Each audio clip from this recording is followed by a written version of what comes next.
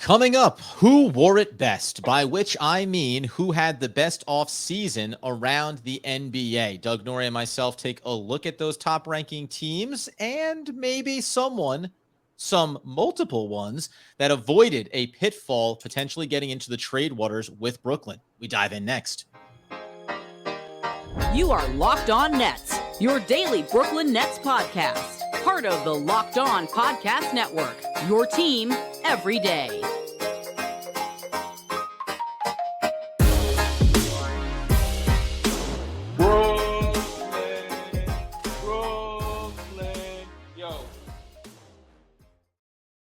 Yes, sir. It is the Locked On Nets podcast right here on the Locked On Podcast Network. It's your team, the Brooklyn Nets, every single day. Over there, you're going to find Doug Norrie, owner-operator of DFSR, for all your daily fantasy sports ranking needs. He's got you covered from FanDuel to DraftKings. That's your guy. I am Adam Arbrecht, breaking down the New York Football Giants on the One Giant podcast with my boy Andy Mack.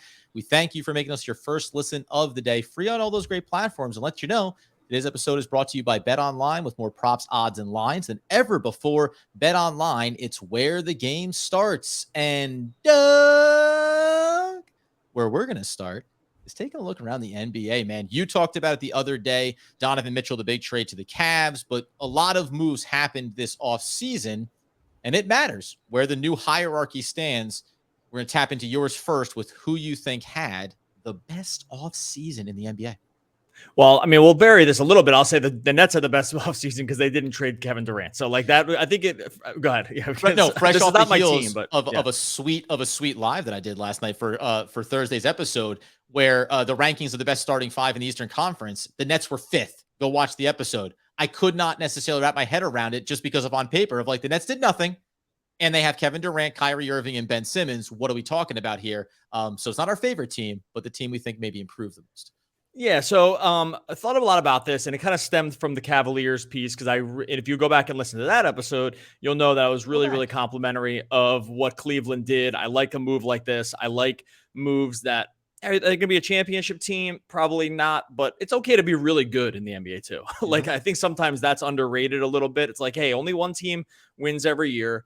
And sometimes people think about things like you're a failure if you don't. Now, I think the ultimate goal, like what the Nets should be to win it all. So I just wanted this kind of stemmed from that thinking. And the team that I picked that I really liked their offseason moves, and it didn't actually include a star, although they were briefly tied to the Nets, was the Sixers.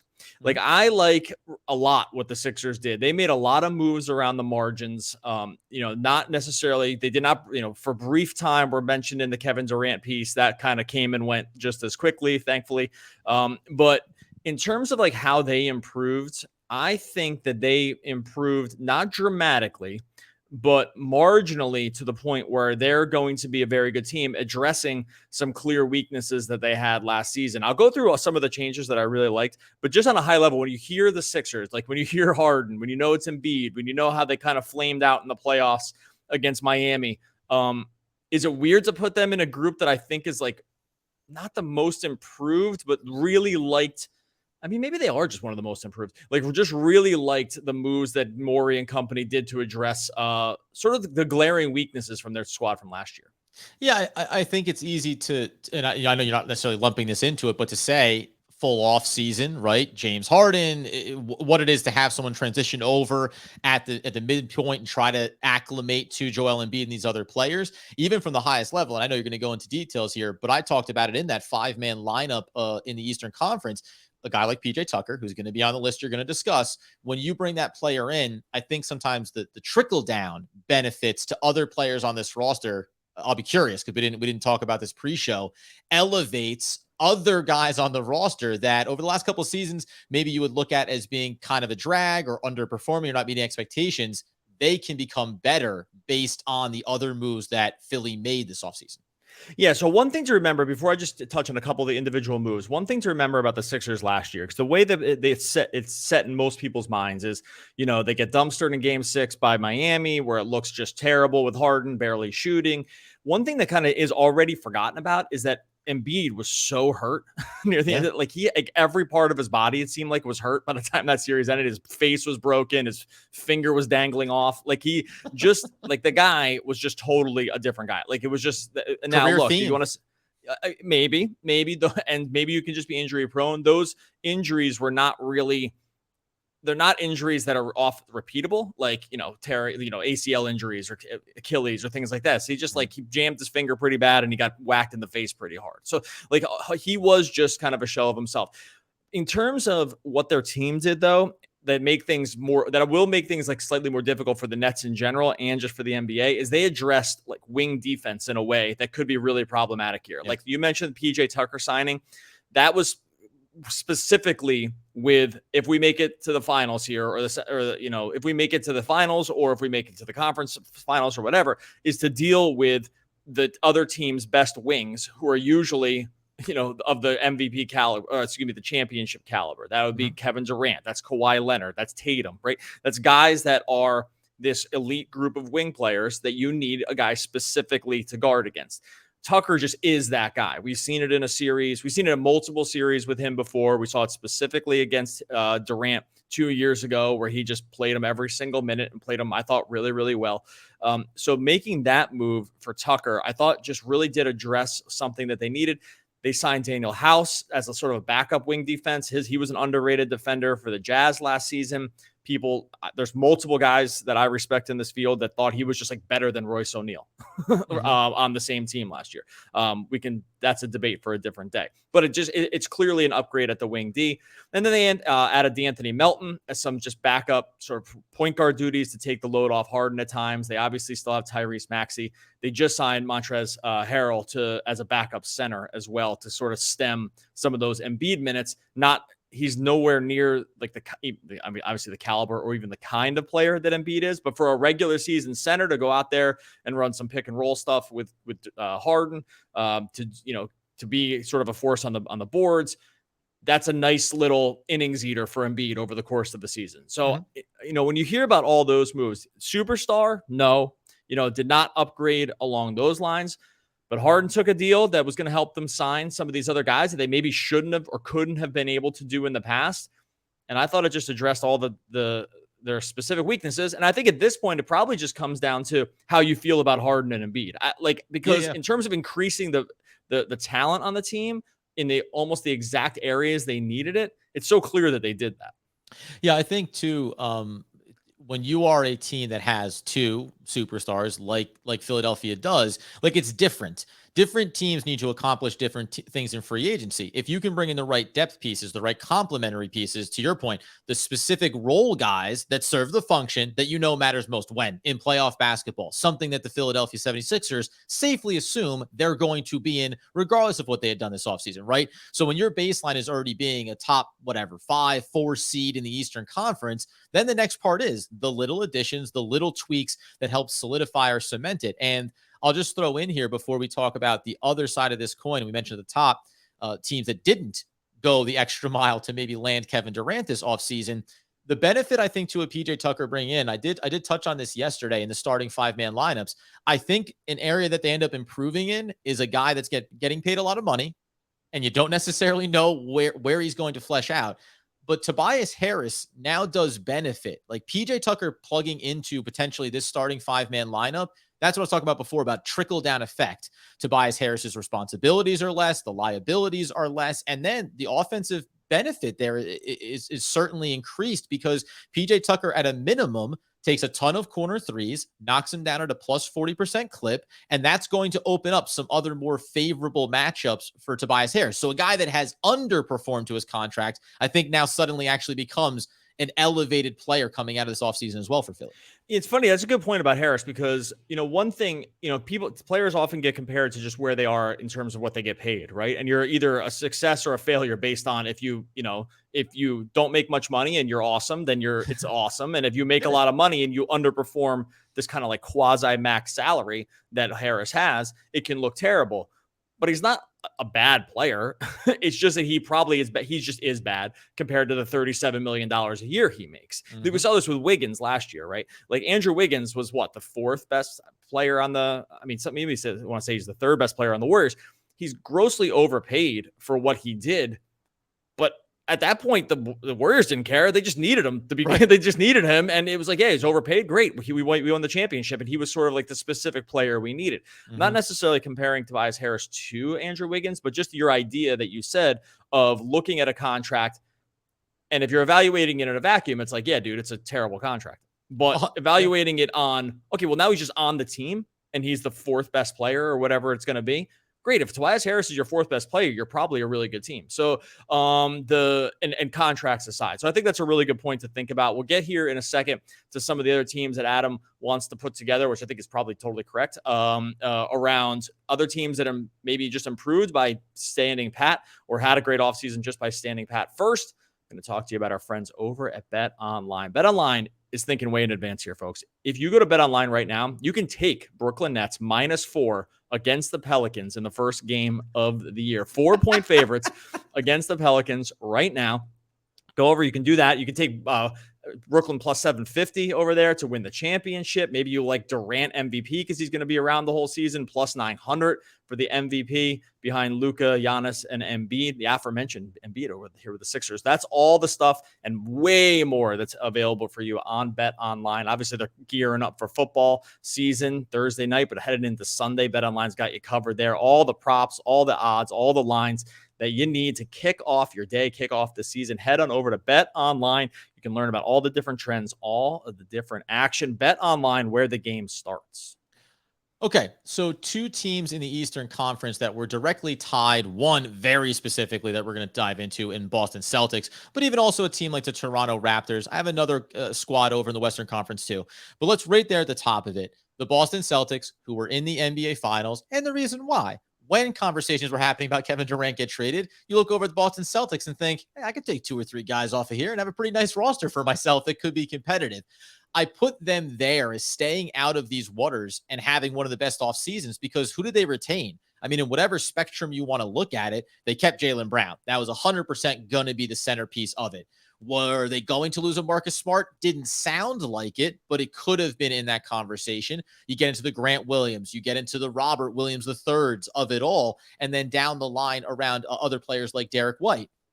When you are a team that early last season, we talked about this before on the podcast, was struggling under Ime Udoka, and then your head coach says, all right, hold on a second here. We're just going to kind of reinvent the way we go about doing business. And the net result is making it all the way to the NBA Finals. And listen, was it a perfect performance there? Obviously not.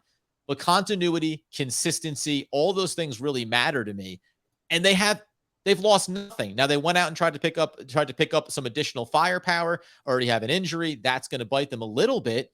But their starting 5 and their wave of rotational players coming off the bench is going to be identical. And it's really hard to look at them on paper if we're talking about superstar talent with Jaylen Brown, Jayson Tatum. And even though Marcus Smart doesn't get those accolades for what he is complementary to this roster, he's as close to being a superstar for Boston as you can get.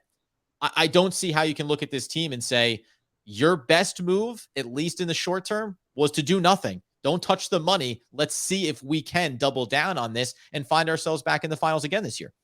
Yeah, Adam Brogdon, obviously, he's going to come off the bench. He can't ever stay healthy, so we'll see how it goes. You mentioned the injury. That's just a reference to Danilo Gallinari, who tore his ACL. That's the name. And so that, they didn't, some of the moves that were going to look good maybe a week ago, obviously, like the Gallo thing, it's just nothing you can do about it. He gets hurt with the FIBA stuff. So, I'm of two minds about this. This one's close for me in terms of what I think the Celtics should have done. I can probably make a pretty strong case about why shipping Jaylen Brown and maybe even Smart for Durant would have made sense, at least for like a this year kind of thing, just because Durant is, a huge improvement on Jaylen Brown.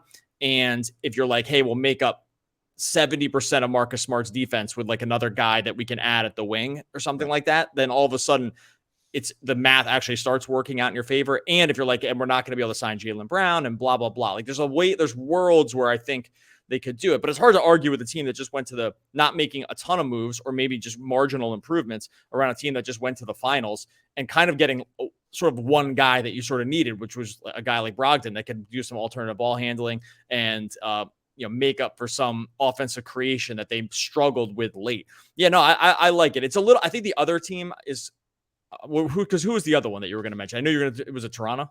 Yeah, in the Eastern Conference, Okay. Toronto, I think, is another really strong case. Again, staying out of the trade conversation with Kevin Durant, and it's an interesting one, I think, because OG Anunoby, he has his own set of injury concerns, and if he can stay consistently healthy, but his ceiling has not been fully tapped into. You have Scottie Barnes there, ceiling. Everything is ahead of that player coming out of a rookie campaign that was so successful.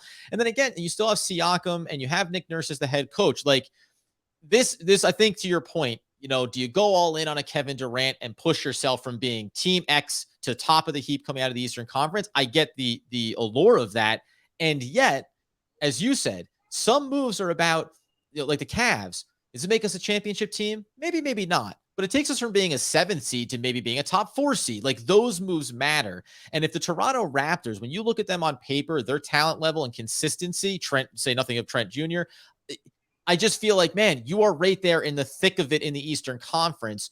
Why touch, again, I'll keep using the term, why touch the money now when you know that you're going to be consistently a threat and a dangerous team for the next 3-4 years, as opposed to saying, here's a 2-year window, and after which you don't know what it looks like. Different for Toronto than it would be for Boston. I think an attractive franchise where you can bring in superstar talent. Toronto has to cultivate that organically.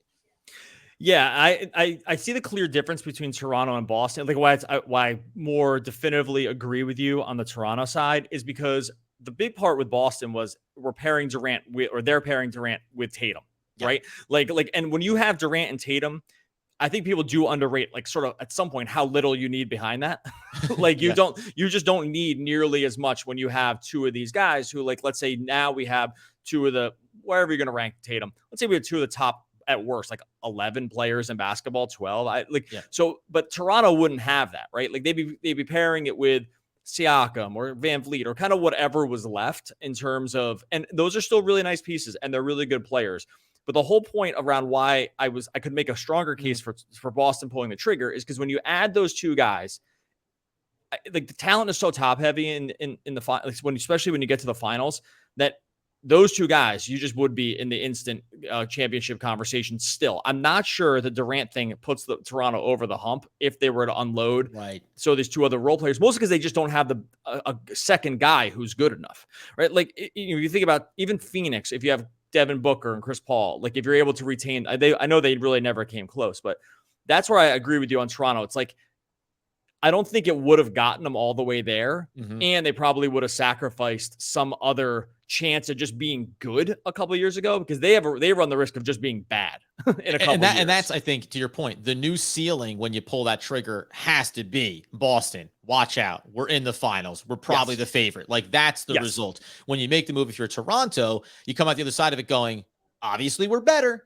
But better what? Eastern Conference Finals? Are we making the finals? And that has to be the commitment level that you're making there. Coming up in here in a second, I'll throw in one Western Conference team that I think also did themselves a service by avoiding getting into those trade waters with the Brooklyn Nets for Kevin Durant. And then I think, too, the one team we're not talking about is the Brooklyn Nets. Do we think that they had one of the best off seasons just simply by being healthy and having guys choose to not want to not be a Brooklyn Net?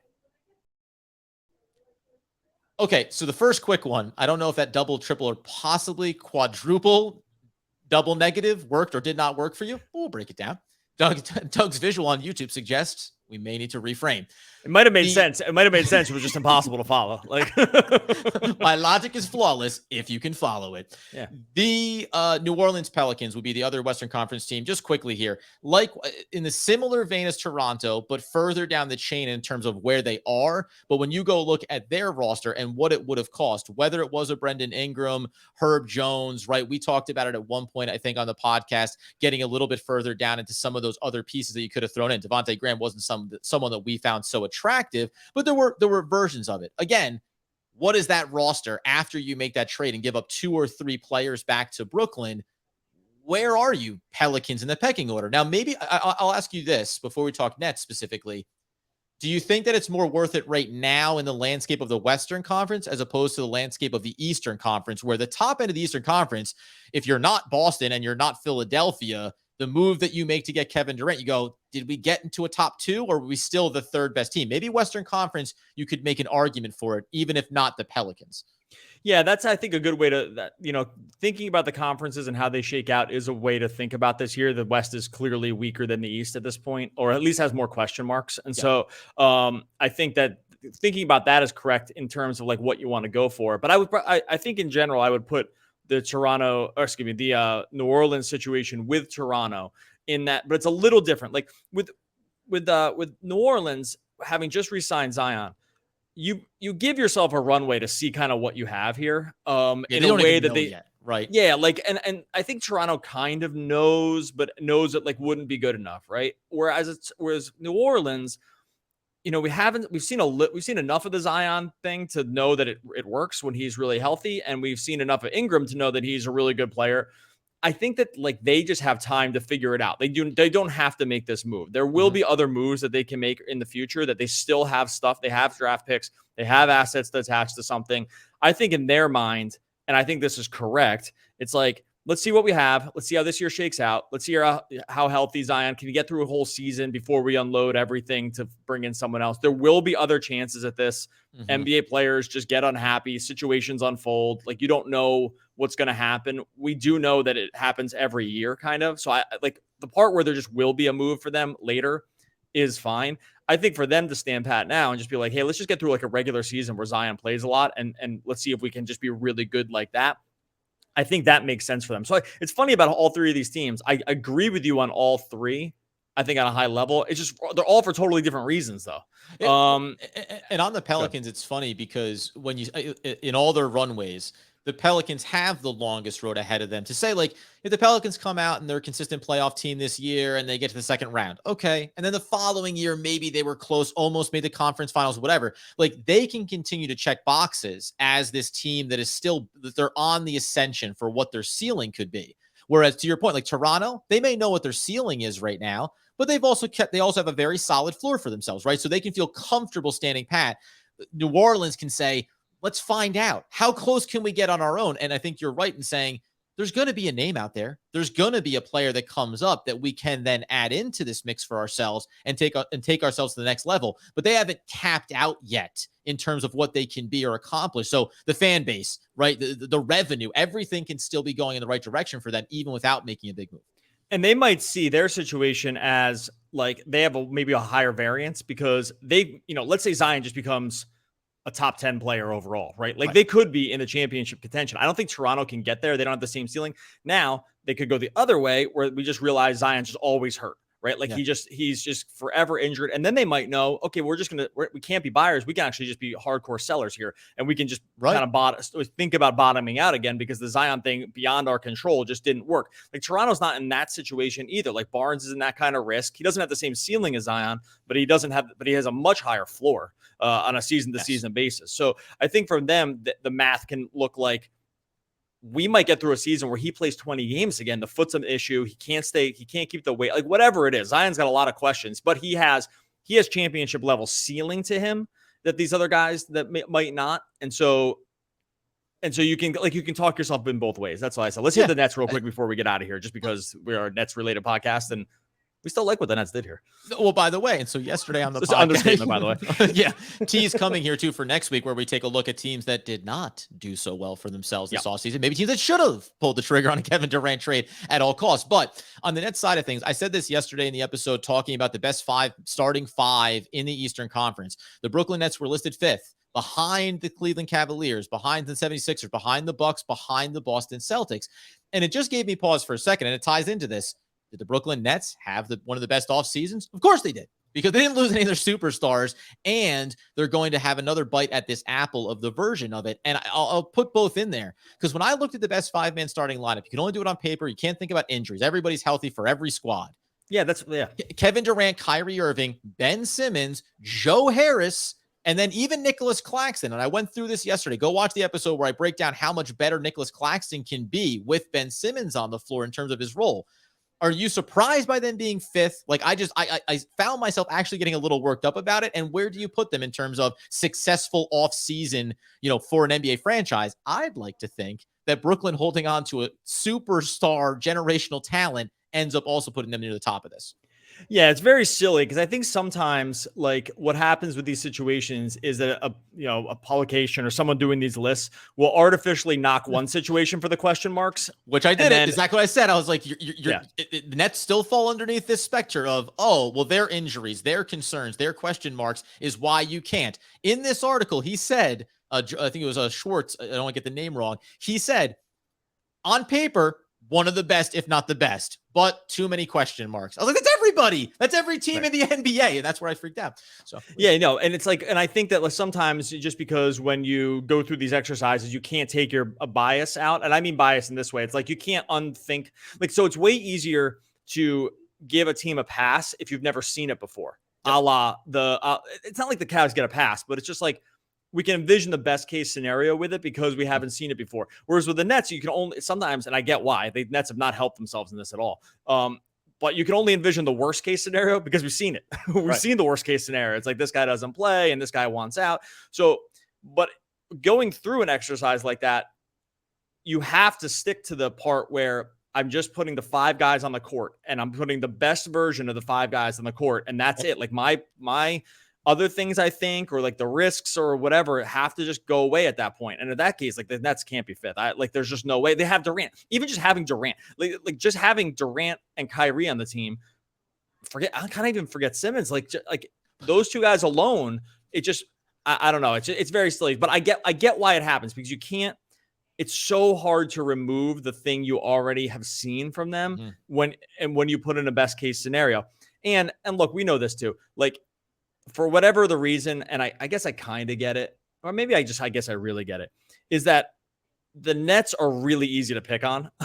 And again, they have not helped themselves at all with this stuff. Like this Kyrie stuff, he has not helped himself in terms of just the public narrative. I'm not making a case for or against Kyrie. I'm just saying the public narrative. It's like, I can see why people would kind of harp on this stuff. Durant, I mean, he's out there every single day arguing with people. I kind of love it. It's hilarious to watch, but you can see why other journalists and people like that wouldn't totally vibe with it. The Simmons thing, he hasn't played for a year. I get all the stuff.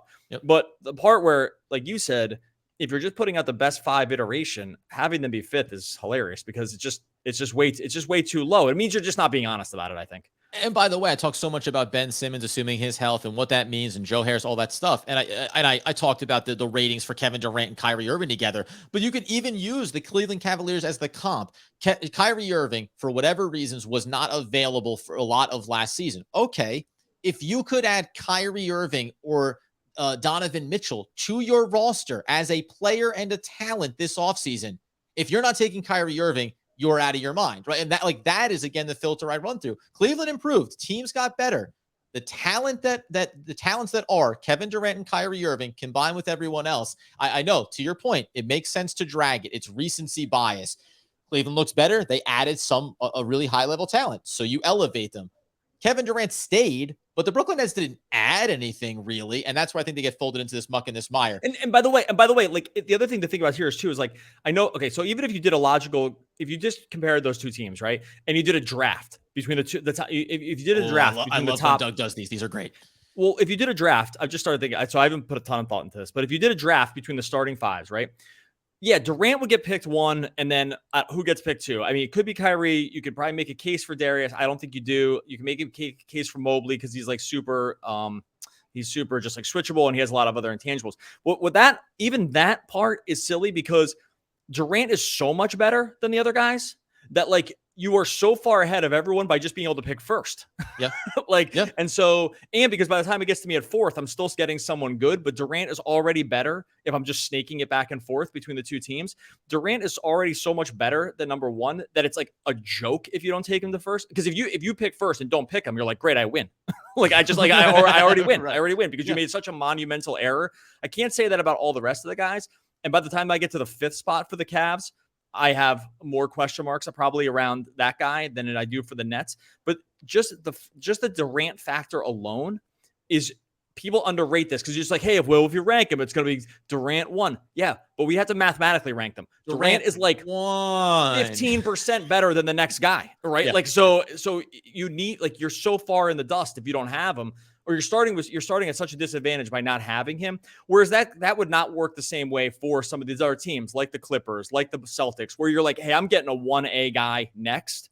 The Cavs don't have that guy. So I just don't even know how. It just doesn't make sense. Anyway, rant over. Makes it all fascinating. Yeah, listen, and I like it. It's good for the conversation. We always say these lists get interesting. Next week, we'll come back. We'll talk about some of the worst offseason moves, worst off seasons for teams, certainly. And then even beyond that, the Nets still have opportunities here. There's some laundry lists of available free agents, potential trade market guys that could be talked about early or at the deadline as well. Tune in next week for that, of course. All right. We're available on all those podcast platforms, iTunes, Spotify, wherever you listen to podcasts. Make sure you're tuning in there.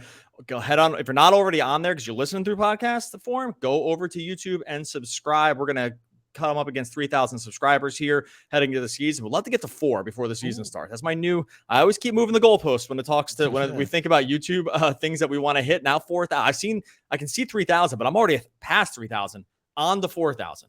And then, I think you can do the math where we want to go next after 4,000. 4,001. 4,000. No, 4,002. Wait, we got to get 35 minutes out of this. Let me We're going to get to the 35-minute mark. So I'm going to count up all the numbers we get. No, I'm just kidding. All right. So make sure you subscribe over on YouTube as well.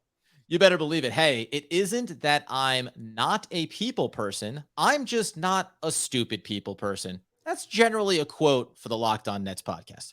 Oh, okay. There you go. One of the all-time great poets, I think, question mark. We'll be back again next week talking more Brooklyn Nets basketball.